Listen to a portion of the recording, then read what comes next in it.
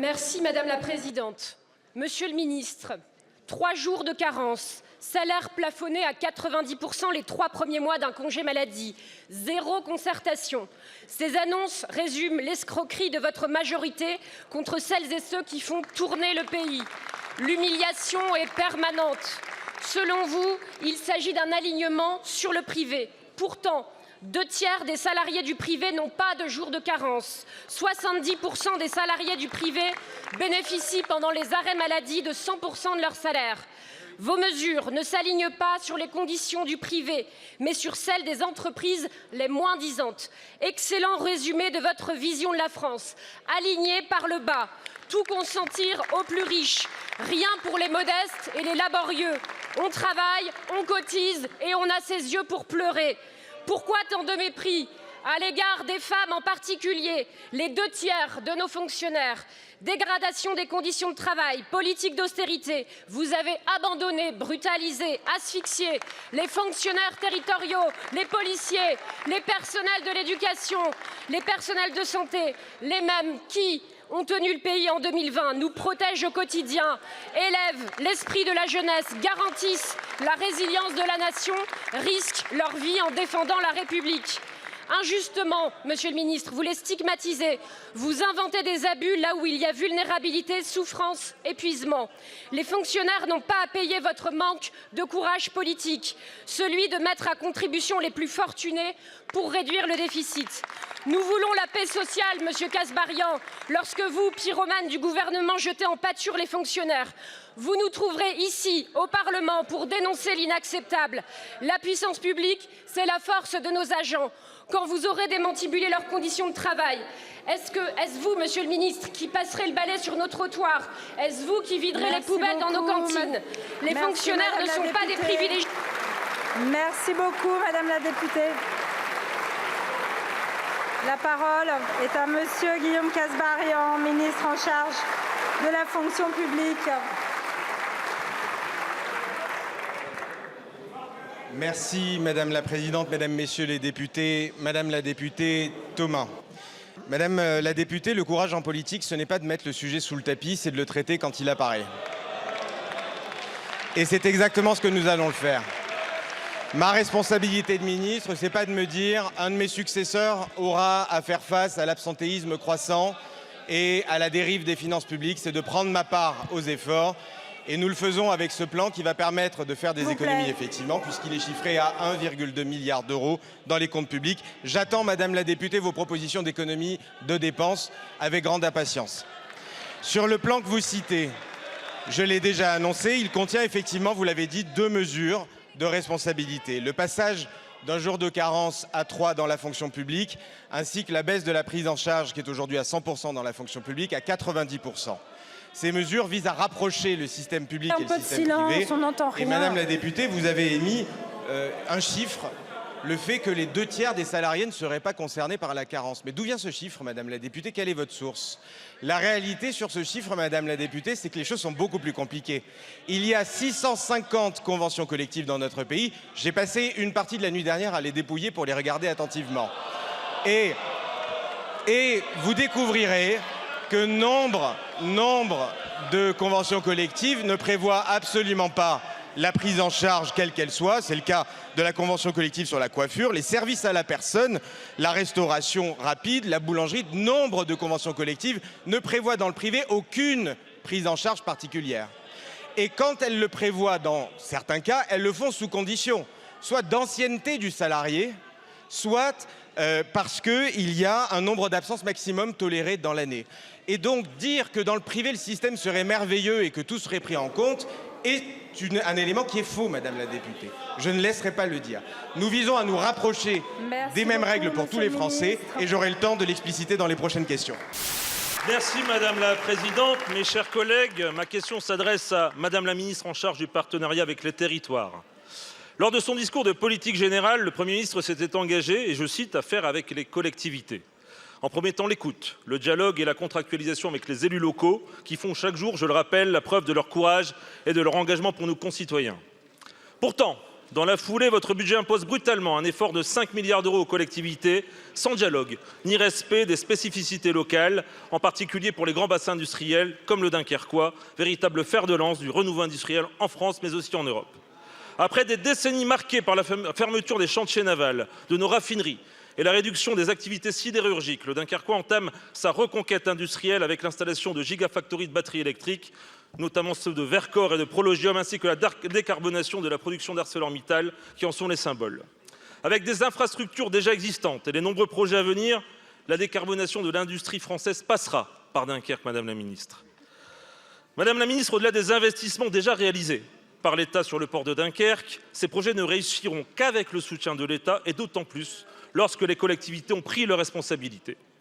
Néanmoins, l'austérité annoncée dans votre budget, qui nous inquiète à plus d'un titre, puisque vous comptez ponctionner le Dunkerquois de près de 10 millions d'euros, et par conséquent l'accompagnement des politiques publiques d'un territoire en pleine mutation qui a toujours assumé son rôle dans l'industrialisation de l'État.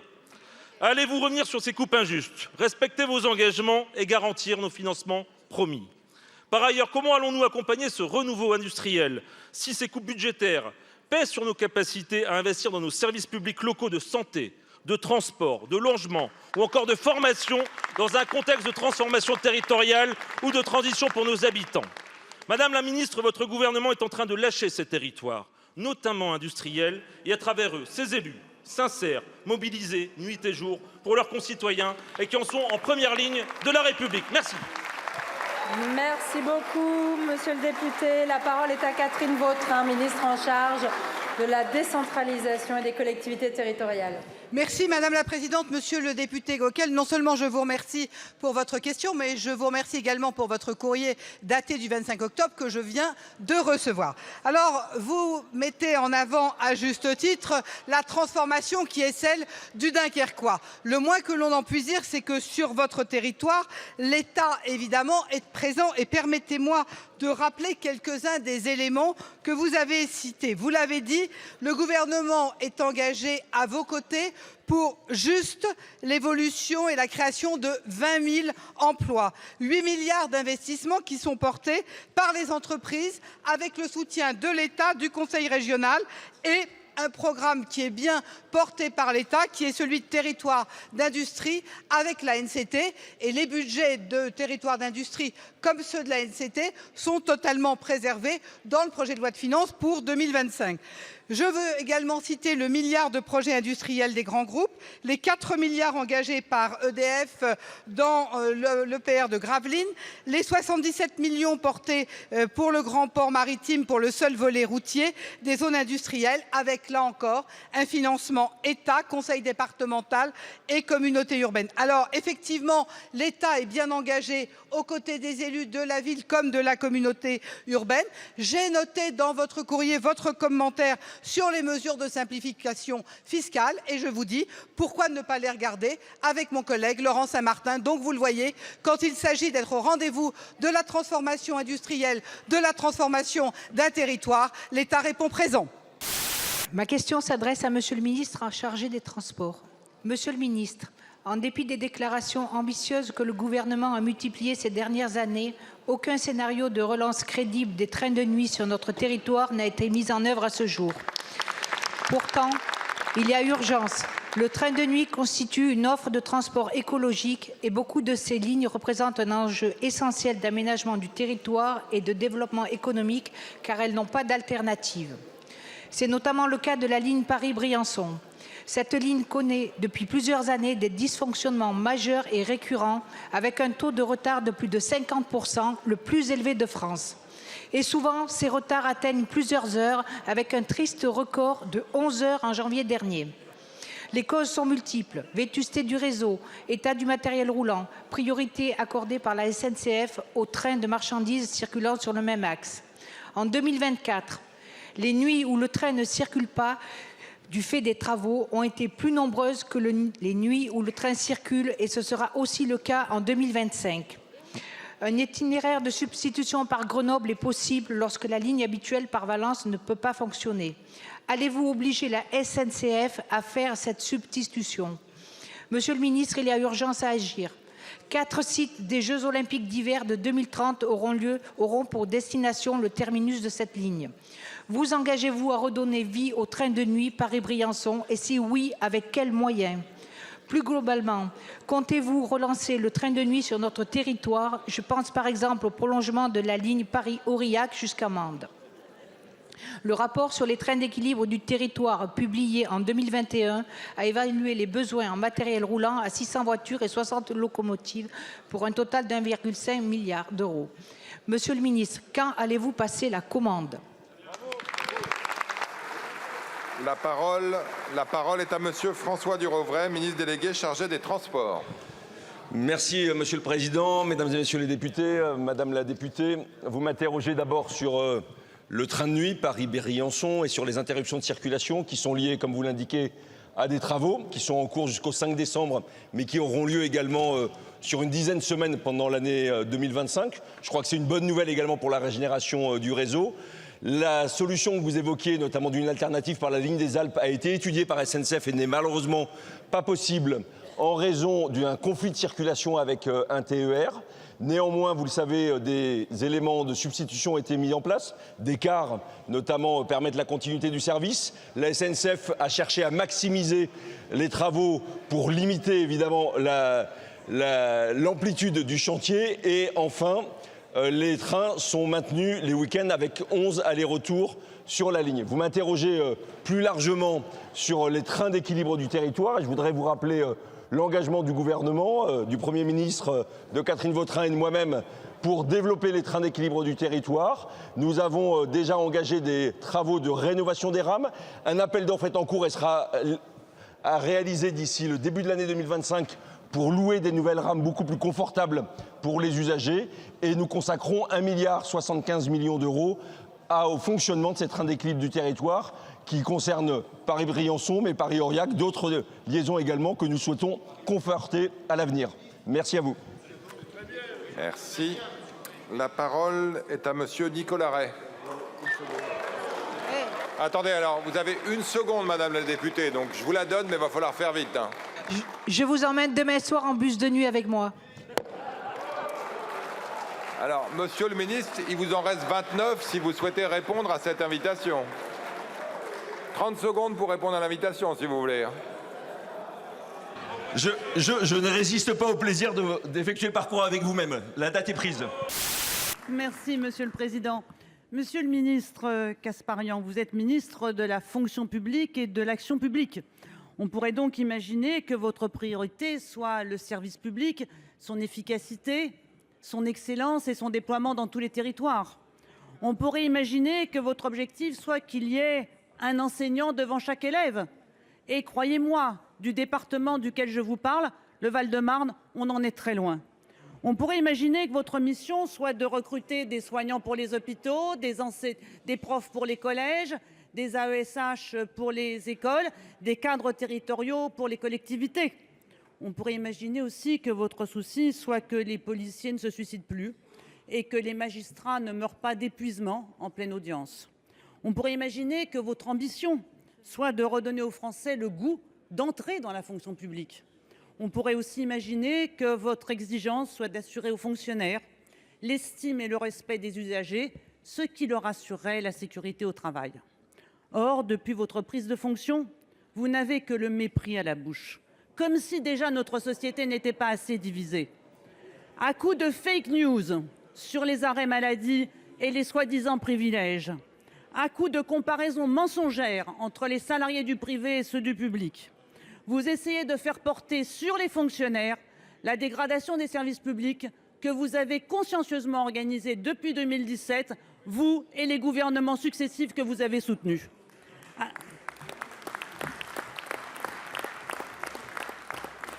Alors ma question est simple, Monsieur le ministre. Êtes-vous là pour détruire la fonction publique, l'offrir au privé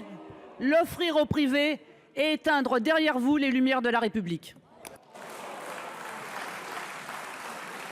Pour vous répondre cette fois-ci, la parole est au ministre de la fonction publique, de la simplification et de la transformation de l'action publique, Monsieur Guillaume Kasbarian. Vous avez la parole, Monsieur le ministre. Merci beaucoup, Monsieur le Président, Mesdames, Messieurs les sénateurs, Madame la vice-présidente Rossignol. Je n'ai jamais eu le moindre mépris pour les fonctionnaires de notre pays et je vous remercie de votre question qui me permet de saluer leur travail, de remercier les 5,7 millions d'agents qui s'engagent pour les uns et pour les autres au service des Français et remarquer leur travail admirable au quotidien. Tous les objectifs que vous avez cités tout à l'heure sont bien évidemment partagés, celui de donner l'attractivité des métiers dans la fonction publique, celui d'offrir un service public de qualité, celui d'améliorer les relations entre l'administration et l'usager. Je partage totalement ces objectifs et il est vrai que parmi les différents sujets que j'ai à traiter dans ce large portefeuille, il y a une question qui est celle de l'absentéisme, Madame la sénatrice.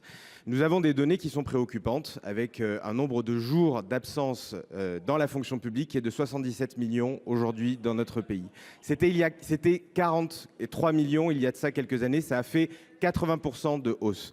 Et il se trouve que le nombre de jours d'absence pour un agent de la fonction publique est beaucoup plus haut aujourd'hui que dans le privé, ce qui n'était pas le cas il y a quelques années. Aujourd'hui, on a 14,5 pour la fonction publique, c'est 11,5 pour le privé. Et avant, on était à peu près sur 8. Donc oui, Madame la sénatrice, je suis amené à prendre des décisions parce que nous ne pouvons pas laisser dériver la question de l'absentéisme et nous devons aussi, parmi l'ensemble des priorités que vous avez citées et qui sont légitimes, nous occuper de la question de l'absentéisme et y apporter des solutions. J'ai présenté avec le gouvernement un plan de lutte contre l'absentéisme avec 2 mesures de responsabilisation qui vont vers un alignement vers le régime du privé. C'est les jours de carence, le fait de passer de 1 jour à 3 jours.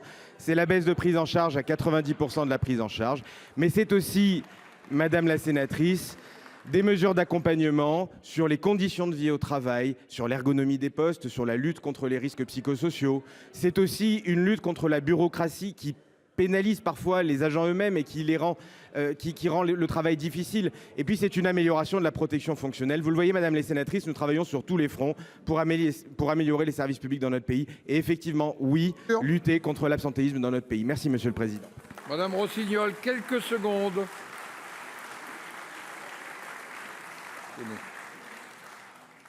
Monsieur le ministre, ce n'est pas d'absentéisme dont nous parlons, c'est d'arrêt maladie. L'absentéisme, c'est le mot qu'on utilise pour les élèves qui sèchent le lycée. Là, on parle de fonctionnaires en arrêt maladie. Et quant à votre projet, vous aimez tellement les fonctionnaires que vous proposez de retirer chaque mois 320 € bruts à chaque fonctionnaire qui aura un arrêt maladie de 5 jours. Qu'est-ce que vous les aimez, les fonctionnaires?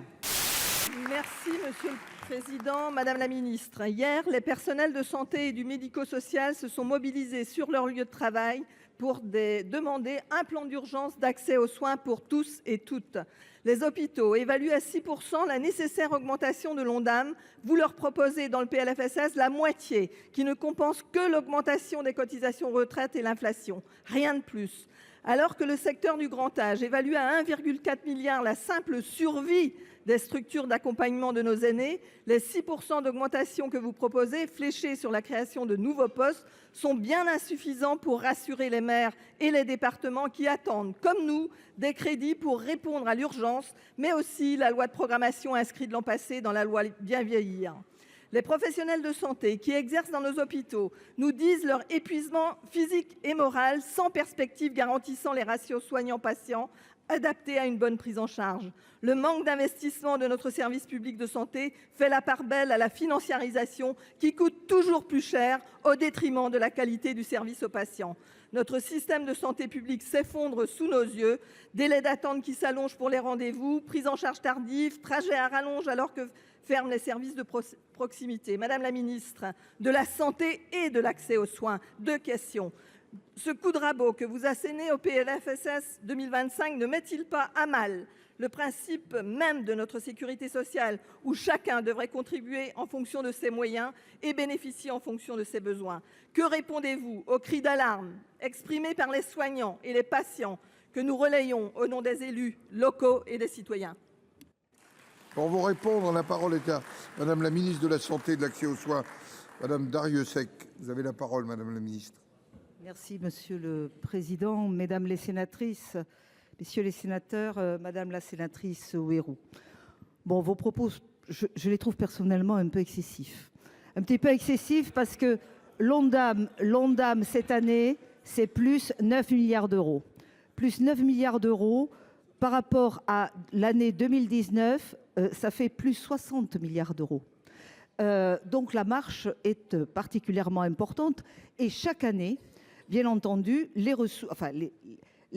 orientations sur les dépenses de santé augmentent et cette année encore de 9 milliards d'euros. Pour l'hôpital, l'ONDAM va se situer aux alentours de 109 milliards d'euros. L'ONDAM était en 2017 à 80 milliards d'euros.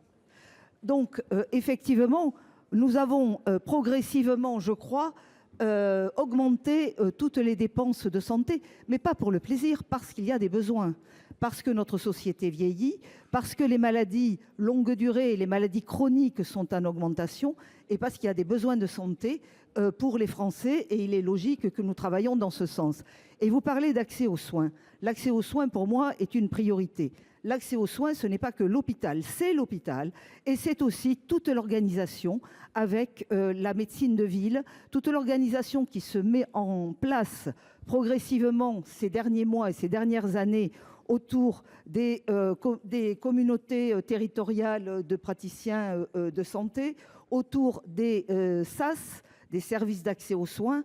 Donc nous avons véritablement une architecture qui se construit actuellement, qui est budgétée sur l'ONDAM et qui vient en réponse aux besoins des personnes d'avoir un accès aux soins de premier recours et ensuite dans les hôpitaux un accès aux soins également de deuxième recours avec les consultations spécialistes. Donc non, il n'y a pas de coup de rabot sur l'ONDAM. Il y a une augmentation de 9 milliards d'euros qui est une augmentation conséquente. À nous aussi d'utiliser cet argent le mieux possible au service de nos concitoyens. Madame Duveyroux. Ministre, tout ne va pas si bien. Le service public de santé a besoin de perspectives pour être attractif, avec un plan d'urgence et de programmation pour l'hôpital public et le secteur médico-social. Au lieu de cela, votre gouvernement fait payer ceux qui contribuent au service public, en ciblant d'abord les fonctionnaires, les hospitaliers et les autres, en mettant les retraités à contribution, en précarisant les étudiants et les plus vulnérables qui n'auront pas les moyens de payer une assurance privée. Rien dans votre PLFSS sur la santé mentale, rien sur la prévention. Merci. Merci. Monsieur le Président, Madame la Ministre, mes chers collègues, l'accord entre l'Union européenne et le Mercosur, ce sont des centaines de milliers de tonnes de viande bovine, de volaille, de maïs, de sucre. Tout cela permis par des produits phyto interdits chez nous, mais aussi par la déforestation massive, le dumping social et le non-respect de nos critères qualité. Autant de raisons de redouter cet accord qui pourrait être entériné dès novembre. En France, ce traité suscite une opposition quasi unanime depuis 1999. Il menace notre économie agricole déjà fragile, il menace notre souveraineté alimentaire, il menace nos principes environnementaux.